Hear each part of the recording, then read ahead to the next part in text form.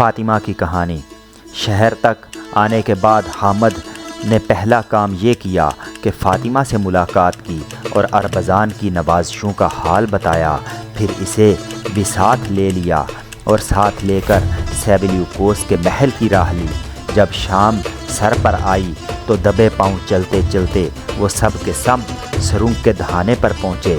فاطمہ نے بتایا کہ صحن میں دائیں بائیں جو 2 مینار ہیں، ان میں دائیں طرف والے مینار سے آگے 6 نمبر پر ایک دروازہ ہے، اس دروازے سے ہو کر فاطمہ اور زریدہ کے کمرے تک پہنچ سکتے ہیں۔ حامد نے فاطمہ اور اپنی مدد کے لیے ساتھ آئے ہوئے جوانوں کو گھوڑوں کی حفاظت کے لیے پیچھے چھوڑ دیا اور اچھی طرح مسلح ہو کر اس دروازے کی سمت چل پڑا۔ اس کے ساتھ صرف اربزان تھا۔ دونوں نے اللہ کا نام لے کر سرنگ میں قدم رکھے۔ دیکھتے دیکھتے وہ کمر تک پانی میں آ گئے۔ دونوں حوصلہ جوان تھے، ہمت نہ ہاری اور آگے بڑھتے رہے۔ آدھ گھنٹے میں وہ سرنگ کے دہانے پر پہنچ چکے تھے جو سیبلیوکوس کے محل میں نکلتا تھا اور فوارے سے ملحق تھا۔ سرنگ کا دہانہ ایک بھاری پتھر سے ڈھکا ہوا تھا۔ دونوں نے نیزوں کی مدد سے پتھر کو کھسکانا شروع کیا۔ ذرا دیر کی محنت کے بعد پتھر کھسک گیا۔ اربزان اور حامد صحن کے احاطے میں پہنچ گئے اور دائیں مینار کی طرف 6 دروازے کی طرف بڑھے۔ اس مقام پر 1 نہ 2 نہ 3 بلکہ 6 حبشی پہرے دار موجود تھے۔ دوستو، اب اسے اتفاق سمجھو یا مصلحت خدا بندی کہ سب کے سب اس گھڑی خواب خرگوش کے مزے لے رہے تھے۔ اچانک حسن کے کمرے کا دروازہ کھلا اور اس نے اربزان اور حامد کو دیکھ کر شور مچایا۔ پہرے دار بیدار ہو گئے، لیکن اس سے پہلے کہ وہ حسن کی مدد کو آتے، اربزان جھپٹ کر حسن کے سر ہو لیا اور اس ناہنجار کی گردن دبوچ لی۔ وہ مردود اس اچانک حملے کی تاب نہ لا سکا اور جان گنوا بیٹھا۔ اتنی دیر میں حامد نے 4 پہرے داروں کا کام تمام کر دیا تھا۔ بقیہ 2 بھی ان کے آگے نہ ٹک سکے اور گھٹنے ٹیک دیے۔ اربزان نے ان کے سینوں کی طرف خنجر تان کر پوچھا، میرزا اور نور محل کدھر ہیں؟ غلاموں نے ان کے کمرے کا پتہ بتایا۔ حامد نے آگے بڑھ کر دروازہ کھولا۔ فاطمہ اور زریدہ شور سن کر پہلے ہی جاگ اٹھی تھیں۔ حامد کو دیکھ کر ان کی جان میں جان آئی۔ جلدی جلدی دونوں نے اپنے ملبوسات اور زیورات سمیٹے، پھر حامد کے پیچھے چل پڑی۔ اربزان اور حامد دونوں لڑکیوں کو ساتھ لیے اس مقام پر پہنچے جہاں ان کے گھوڑے بندھے ہوئے تھے۔ وہاں اربزان کے ساتھیوں میں سے ایک نے کہا، کیوں نہ اس محل کا کچھ خزانہ لوٹ لیا جائے؟ اربزان نے سختی سے منع کر دیا اور یوں گویا ہوا، میں نہیں چاہتا کہ لوگ مجھے عام قسم کا لٹیرا سمجھیں اور یہ الزام دے کہ اربزان راتوں رات گھروں پر ڈاکے ڈالتا ہے۔ حسن کو اپنی غداری کی سزا مل چکی تھی۔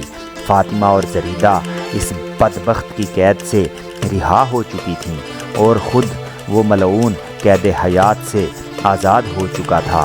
فاطمہ اور زریدہ کی آنکھوں سے خوشی کے آنسو جاری تھے۔ دونوں نے اربزان کی مدد کا شکریہ ادا کیا۔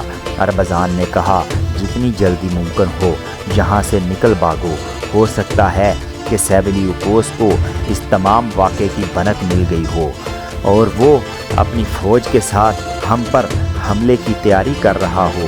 مفت میں خون خرابہ ہوگا۔ سب کے سب آگے بڑھ گئے۔ دوسرے دن اربزان نے حامد سے رخصت لی۔ حامد نے کہا، میں زندگی بھر تمہیں یاد رکھوں گا۔ اربزان نے جواب دیا، اے عزیز، آدمی ہی آدمی کے کام آتا ہے۔ دوسری والی فاطمہ نے بھیس بدل کر اپنے وطن کی راہ لی۔ حامد بہن فاطمہ اور اس کی سہیلی زریدہ کو لے کر اپنے وطن کی طرف چل پڑا۔ اس لیے سب کے حوصلے بلند تھے۔ 6 دن کے بعد یہ لوگ اپنے شہر کی فصیل تک پہنچ چکے تھے۔ اے دوستو، جب اس حقیر کے والد بزرگوار نے لڑکیوں کو حامد کے ساتھ دیکھا تو خوشی سے ان کی آنکھیں بھر آئیں۔ دوسرے ہی دن انہوں نے ایک زبردست ضیافت کا اہتمام کیا۔